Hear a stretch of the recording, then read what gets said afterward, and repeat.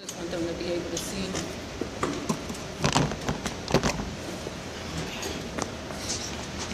We live. Welcome everybody. This is Evangelist Waller, your host for today, and this is the Highest Praise Gospel Talk Show. I have with me today a young lady that is the host of a great event that we're having here in Columbus, Ohio. For those that are watching from New York and from all the different areas, I just wanted to put some information out about what's going on. The name of this event is Think, Make, Live. She is the embodiment of the moment. And so we want to tell you why this is important. We're also going to put some footage on here of what's going on. This is reaching young people. The person that is the founder of this event is someone who has a great, strong testimony, the testimony that you cannot miss. This testimony reaches out to most people who are part of my page, I know for one. And we want you to share this information. When you start, share the show. So I'm going to let her introduce herself and tell you about what's happening here in Columbus. Hi, I am at Think, Make, Live, the second annual event, Youth Summit, and I'm Courtney Alexander. I will be the host for today. It's from 1 to 6. It's at the Milo Grogan, Recreation Center. Here they'll have plenty of tables and resources. They have sessions for the kids. It's just going to be a great event. They have food. They have $250 cash coupons to give for a car. For a car.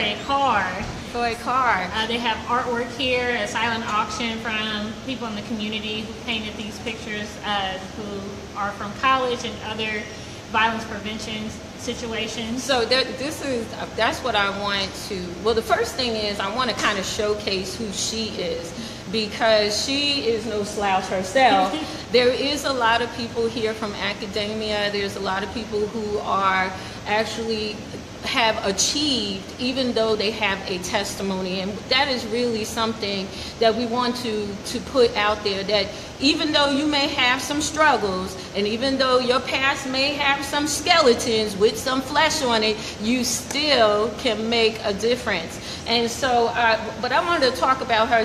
The first time I saw her was she did a poem. And then after she did a poem, I think you also danced. Did you dance? No, I've praise danced before. I've seen her praise dance, and she's so gifted. She's so well-rounded when it comes to the arts. I just want you to tell them about some of the stuff that you have done recently. Recently, I've done poetry, praise dance. A lot of my poetry are based on the experiences that I've been through in my lifetime, from dealing with a home that has drug addiction in it, or recently in December I tried to take my life, and that was dealing with depression and trying to focus on, the mental health community. That's and good. Understanding that, and that was a real moment for me. It wasn't a cry for attention. It was just that when you don't want to be here anymore, that is the only way that you feel like could be to leave.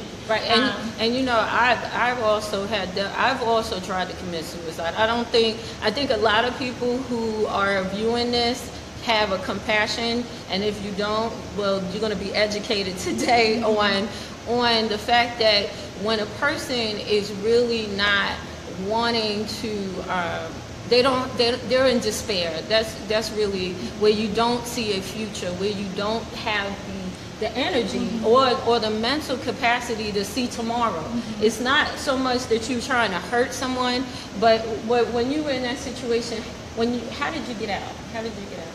They hospitalized me for 4 days. I went to different groups and everything, and then Did the groups help? They helped to a degree, because it took away from what the root issue was. Okay. So I started to go to counseling, personal counseling, to try to hash out some of the things that I went through. So I built the resilience, but I was still at 13-year-old Courtney. I was still at 20-year-old Courtney. I was still at 8-year-old Courtney. And that's so good, because people don't realize that there's like a little person still inside you, and even though you're achieving as an adult, that little girl inside you is still needing healing, is still needing that love, And when you have an addiction, when you're raised with people with an addiction, and I can speak from my own experience. When you're raised with people with an addiction, they don't have a sensitivity toward what's really going on with you because they're so worried about being high. You know what I mean? And so that means that there was a lot of needs that we needed to be addressed that was not addressed. You know what happened the other day? I was watching bullying. And you know how you kind of think back on your life, and I realized, wait a minute, I was bullied. Wait a minute, I was bullied. And I didn't know I was bullied until the conversation and the information was given to me to be able to say I was bullied. Yeah. And so, you know, when back in those days, you tell your parents you were bullied, they would say either forgive them or fight them. You know, it was... It wasn't a this or that. It wasn't an in-between. It wasn't a conversation about how you feel. Right. It wasn't about, and I don't think they were trying to hurt me per se, because I don't know what my parents did. But I think what they didn't realize was you didn't give me the equipment for that moment, which I was going to need down the road. You know, like, because you did not give me that at that moment, I didn't know how important it was to get that at that moment as that little girl, because as an adult, I needed it, but I couldn't go back to get it. And that caused a lot of problems for me. That caused a lot of self-doubt and, you know, just feeling like I didn't fit in, you know, because with the thoughts of what was going on in the past, you know, you're around people, you don't want to tell them your story, you know what I mean? And I think that's beautiful that you have poetry to express that pain. So do you use your poetry to express your pain? I do.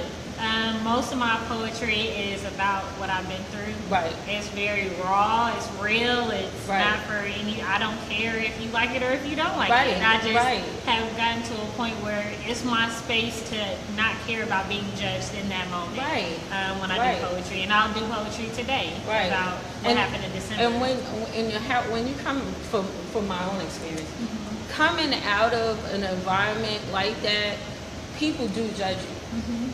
You know, like you always feel on the outside looking in. You're never in the moment. You know what I mean? It's just like you try to, if you have an addictive parent or, you know, family members or whatever, they don't realize that the outside world, they're not addicted. So they're looking at what's going on in your household, but you're not addicted either. So you can see clearer what people are thinking and how you feel about the way they see you. You know? And so when you were little, did you have to climb through that? Did you have to fight through that, or did you just didn't realize it? When I was little, I just dealt with it. Like I was in it. But you were there. You didn't get a chance, no, right? I was just you grow up faster, you see things that you're not supposed to see. And you have to. I found pockets. I went to the Urban League. I did youth programs. I did anger management at my high school. I did all these different things to help build this resilience. But I still have to deal with certain parts that I wasn't able to touch because I still had to live my life. You still had to live your life. So, so as an adult now that you have gotten to a point where you're at a place where you're starting to really become strong. You know, you're not. One thing about God is that He won't allow us to leave here before our mission is done. You know, even though some people died before their time, but some of us have people praying for us. We just don't know what the intervention is out there. And so now, do you feel like you have a better vision? Do you see at least a little light at the end of the tunnel? I do. I have to force myself to see that because once you deal with depression, it's so easy to be miserable. In a sense, it's so easy to go to what you know, and that's being sad or being angry or having an attitude or don't want anybody around you. So, or isolating yourself. You're isolating there yourself. is a comfortable setting that I have to continuously, daily draw myself out of, so I'm not, you know, hurting other people because who are there to help. And it's not on purpose. No. I think too, like when you have people around you who don't really it's not that they don't get it, but they don't see the amount of pain. You know what I mean? Like there's a certain amount of pain that each person has, right? And I believe, this is my own personal belief, that some of us, I'm not even in the camera, but some of us, it's okay, but some of us have more pain than others, you know, and but you can't see it, you know, like everybody's standing in the same room, and you can't see who's in the most pain and who's in the less pain. And so what happens is that when you have people trying to help you, sometimes they try to use a blanket system, and it works for everybody, but it doesn't. It does not work for everybody, because we're all not coming from the same place. Right. You know, and then sometimes, like in my own case, I used to feel guilty, like, you know, kind of bad, because I don't mean to hurt you, you know, like you start feeling like the monster, like, you know, I'm the monster because I'm hurting your feelings, you know, that kind of thing. And the first thing that I had to learn was to forgive myself. And that is hard. I mean, that's like one of those things, like, I don't mean to hurt you, but, you know, and I think too, when you got a lot of sensitive people around you, when you have a lot of sensitive people around you, it's like they take it so deep. You know what I mean? Yeah. Like, you used to be with people who are numb. You know, if they're addicted, they ain't feeling nothing. Okay, so you can do almost anything, cussing out, whatever, and they're like, whatever. I'm not gonna get right. Have a good day. But what happens? Yeah, but what happens is that you're dealing with people who are actually all there. They're all there. You know what I mean? We've been living a life with people that are partially there. Yeah.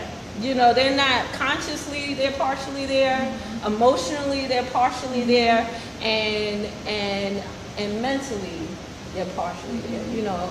Did I say that already? Yeah. Well, you know. No, not mentally. Okay. And so, you know, and so when you grow up with people like that, you learn how to be a little bit more intense, because you can't deal with them at a normal level.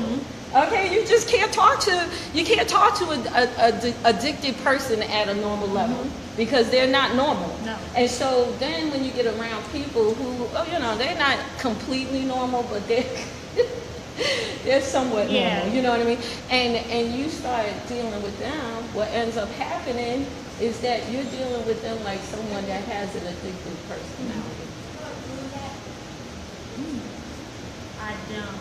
Did you ask the front desk or registration? You're the host. Go ahead. All right. I'll be back. Send Thank somebody you. else in. Okay. This was, go ahead, just tell them who you are. I'm Courtney. I'm the host. Amen. Amen. Amen. All right, we'll talk.